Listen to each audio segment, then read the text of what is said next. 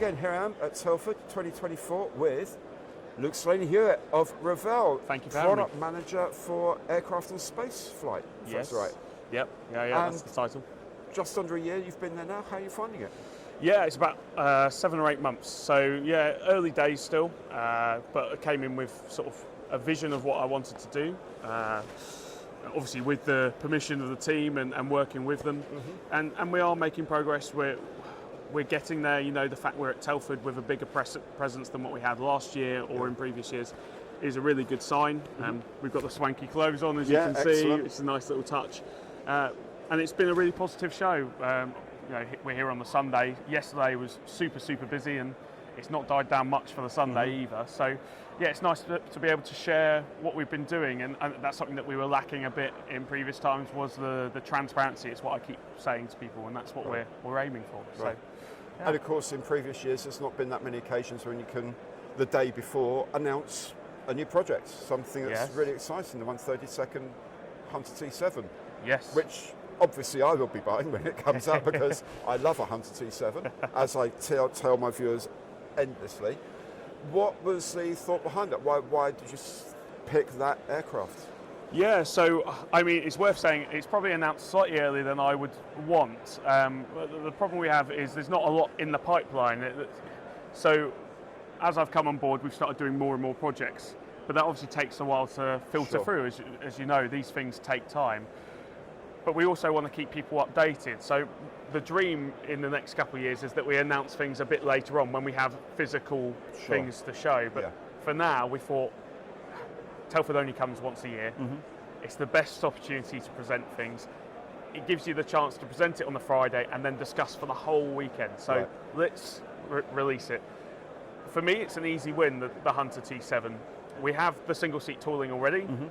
We can use a lot of it, obviously not the nose, but we can use a lot of it and add parts to it. Obviously the key is to not make it a conversion set. It should be a production kit. So we're having to do a bit of reverse engineering, as in the blog you've seen, and it will be a lot of trial and error to get it working. We've got a really good designer working on it, and it should be finished sort of end of February, I think. And so that gives us time to get the test shots. Why the Hunter T7? On the boards we have downstairs, I've said a 27-year wait, and I've been aging the people that have gone, I remember when the single seat came out, and I go, I don't, because that's the year I was born. So that probably endears you to quite a lot of people. Yes, you see them go, oh, I didn't realise that. So when it comes out, you know, I'll be the same age as the original tooling. That Hunter tooling was really well regarded, and still is. So we can still use it. It's not like it's too long in the tooth. And the way it was broken down, it was written in the stars. We were always going to do a two-seater. It's just amazing that we didn't tool it up at the time. But you know, it gives us the chance to present it in front of a willing audience. And we've spoken about schemes over a lunch at Hendon, haven't we? So almost got it right.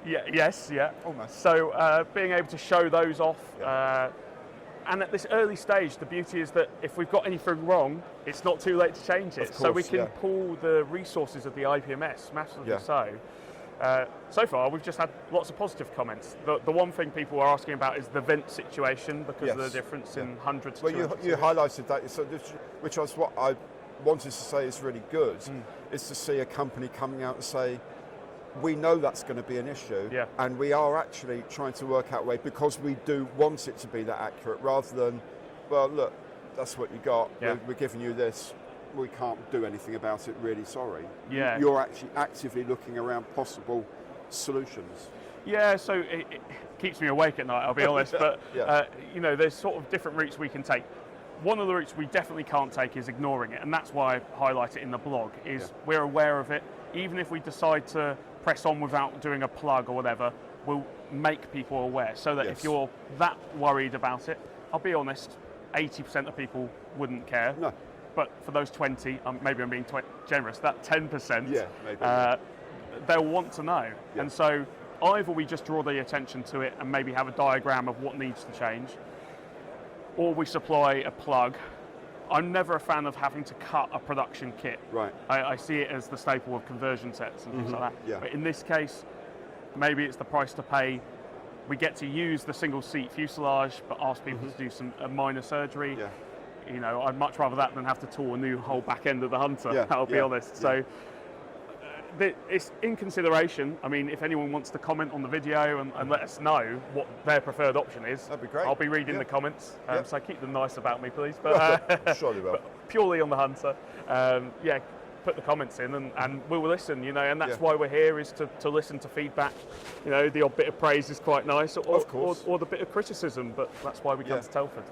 Do you feel that bringing this and the Meteor we'll talk about in a minute as well, and the F-35 that's coming out soon, do you get the feeling that people are understanding that there is a sort of a direction forward that Revell are now committed to, rather than, you know, one new tool a year essentially for the last 3 years, and thinking, they can't be bothered with aircraft now?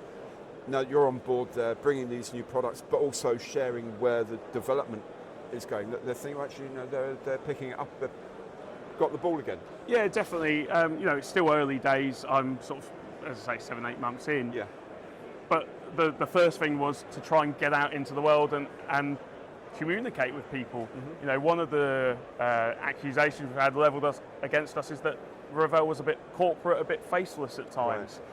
You know, and we used to have the glass palace, as I call it here, which meant that you could sort of hide in it a bit. Yeah. And now we're in front of the tables, we're talking to people, we're on the same level, and we are getting that message across. I think that you can see there's passion in the brand. Yes. What we're doing, you know, passion and stress from my side, but you know, we are revealing more details than we've ever done before.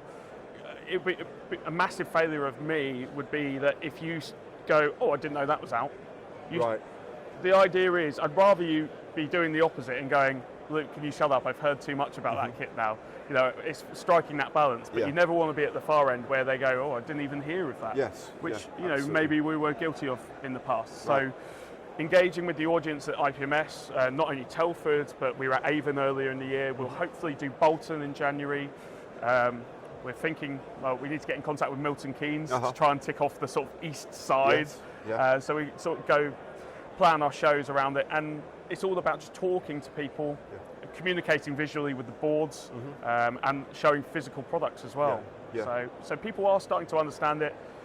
I was saying off camera that one thing I was expecting when I came to Telford was a bit of an ear bashing, you know, and rightfully so, because I think a lot of companies do, frankly, but perhaps you more than others. Yes, you know, we've not got it right all the time. No company can say they have, but I was expecting a bit of a mix, but it's all been very positive. And when it's not been positive, it comes from a place of curiosity. Excellent. What we're doing. And you know, that's why we want to be here, is engage and get the message out there. So it's been really good. You mentioned the Meteor, so you're sharing all this information about T7, which is fantastic. You famously put out a release about the Meteor and saying, right, we're not doing the F3 now, we're doing the F8 now. There have been problems, we're now back on track with it, it's going forward. And you've bought the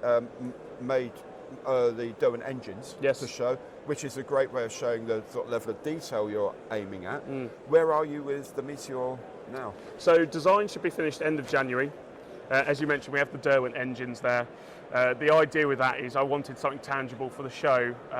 We've been guilty of just not updating at all. And so, as I said, I want to go the other way of that and maybe give too much information at times. Having something that I can give to someone at the stand and say, look, this is our statement of intent. This is where we want to go with the detail of the kit. The engine is a great way to do that. We have to do it because the one at 48 from the guys in red has the engine. So, and we're a bigger scale at 32nd. You have to up the game, you know. People expect it. So I think at the moment the part count for that engine is 48 parts. Wow. But we could have gone a lot more, trust me. So it's balancing that buildability. Having it on the stand is a great thing. As I say, design end of January should be finished. I'm hoping either at Bolton show, or if the corporate side wants at Nuremberg, that's where it might end up. We'll have the full prototype. Wow. Essentially a 3D print. It will then enter tooling, and you know how long that can take. But the hope is, when we're doing this video next year, I'll have a Meteor in my hands, and it will be a finished one, and you'll be able to buy it at shops. That's the hope anyway. So Obviously, we'll keep people updated as we go, but we're going great guns to make it work. You know, after 2 years of it being announced and then changing the version, not much had been done in that time, and we've been quite honest about it. So to get the project alive again and keep those pre-orders alive, that's key, yes. it is really good. You know, it's my little baby of a project. It's the first major one I'll be involved with. Hawker Hunter will run alongside as well. So Telford next year, I'll be here with 2 32nd scale models in my hand. Brilliant. Hopefully people clamouring to buy them. That's the hope anyway. Yeah. And you'll also have a 176, well, you have to balance on your head or something. Yes.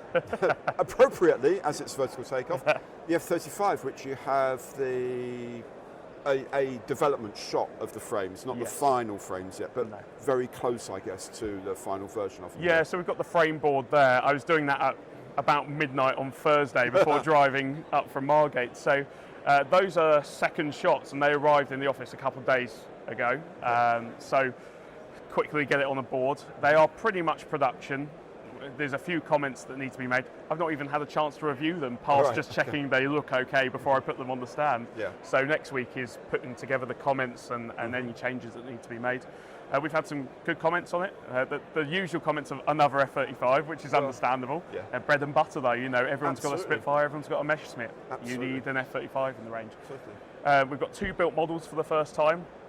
They are developed from the first shots and they use prototype decals. Right. So prototype decals aren't always the quality of cartograph. Sure. So the production ones are always better quality, but we have to compromise in some ways. We have to get pictures of them for the boxes. Yeah. So yeah, it's nice to be able to show that off. We'll have 3 schemes in the box, and we've covered it in blogs before, but the idea with this F-35 is we know we're entering a congested market. We know there's a lot out there. So we can put extra bits in to make it stand out. The weaponry, for example, we have not just the stealth weapons, the ones that can be contained in the bay, but all the full beast mode, as they call it, with the JDAMs and the paveways and various other things. And also, you know, the FOD covers is another sort of advantage. And the pilot ladder as well. We've got one that's built up with that. It's a nice little detail to have. So as I say, we know we're entering a congested market with it, but you need one in the range as a company nowadays, and that will be the bread and butter of air forces in Europe and America for decades to come. Think F-16s in the 70s, you know, that's what's happening. So. And you've got a pilot figure. And we have a pilot figure. Which is excellent. In fact, we have 2 pilot figures. Only one will be in the kit. Yeah. So we had one created, and I wasn't super happy with it. It's still good, but I think we fell into the trap of blowing it up on the screen too much. Okay. And going, oh, you know, the detail's not there. And it's not until you get the physical one that is that big, you go, oh no, that's plenty detailed enough for it. I know the feeling when I painted a pilot figure and I think, I've cracked that. And it goes on YouTube and I think, oh no, that's awful. Because it's suddenly that big on the screen. But we tweaked it a bit and I was happier with it. But in that time, we'd also got another one sculpted from scratch. Oh, okay. And that was fantastic, but it was sculpted by a guy who doesn't know about injection moulding, so all sorts of undercuts and everything. So what we might do, and don't hold me to this, viewers or Gary, is that we'll include the one on the frame that's obviously compromised for injection moulding, as all pilot figures are, and we might also include a little download so you can get the uncompromised one for 3D printing or whatever, just as a little nice extra to have. If you're really into it, you could probably blow it up for any other scale kit that you have, but not by a competitor. Yes, of course, of course. They won't fit, just won't fit. No. So you're not afraid of bringing back older models like the P series, Luftwaffe, 46 Wasif things, which I personally adore because I love weird planes. And so there's a new one of those, or a re-release of one that hasn't been available for a while. So there was a whole sort of sub-series in the late 90s of, it wasn't called P-series, but it was the sort of drawing board German Luftwaffe 1946 subjects. So we're bringing those back. You mentioned sort of the ages sort of thing, not scared of bringing back older models. I am scared of bringing back older models if they're not the right model. So with this sub-series, I see it as unique because they're the only things in that scale that you can buy, and there's demand for them. We've been asked for them time and time again. But what I'm trying to do is the re-intros we bring in is basically up the average age of the tooling in the catalogue. You know, we shouldn't be bringing tools from the 60s and 70s into modern boxes. That's my thought. So as we go through the years, we should be representing the best tooling we have. And so bit by bit, we can get rid of some of the older tooling that's in the catalogue and replace it with more modern stuff. We're talking the last 20 years. Yeah. So if you look at our January to April releases, generally speaking, a lot of it's tooled within the last 15. And you know, we're not limited for choice. We have a lot of subjects to pick from. So why would we go back when we don't have to? Sure. But with P series, we have the P1099A, and that's in that guise has not been out since 1996. Okay. So it's the A version. The B variant came out a bit later, and there were two versions of the B that came out sort of years apart from each other. But yeah, the P series. In fact, I got the box artwork sent to me just before I left to come to Telford, which is annoying because I would have printed it out otherwise. But it will be like the Arado, where it's the original box art but with this P series special packaging that we have. So yeah, it's exciting to have that, and you know, if that sells as well as the 555 did, then we'll probably bring the next one, which I think is it the Flitzer, and there's a few others that we have ready to go. Sort of one a year. Keep the demand high, keep the market happy is the idea. So finally, if your bosses say, okay, that, you know, you've done really well for us this year, Luke, and as a little gift, we will back you to make whatever you want. Whatever I want. What would it be? What do you reckon? Oh, don't stop from anything. Right, I'd like to do that, but that's going to cost this much in tooling, and we'll have to charge that much for. Forget the corporate stuff for a minute. Yeah.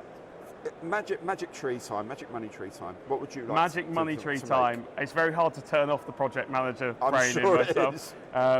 But if I were really going, you know, dream model kit, I'd probably go something like a 30-second spay-powered Phantom, or you know, and there'll be people cheering behind the screen. Absolutely. So sure, Totally. you know, but one of the conversations I've been having about the schemes on the Hunter is one of them is a Buccaneer training squadron. Yes. And so I've had people go, well, that must be next then, 30-second scale Buccaneer. 30-second Buccaneer. Yeah. Ooh, but you know, that would be big. There's a whole group of those British post-war jets that at 30-second scale haven't been done. Yeah. Mainly because they're huge. Well, yes, they are. And very, very expensive. Yeah. But if I switch off the sort of logistical part of my brain, I'd go a big series of RAF jets from 70s through to early 2000s. You know, maybe not a Tornado that's been done, but yeah, stuff like that. Brilliant. It would be lovely. Excellent.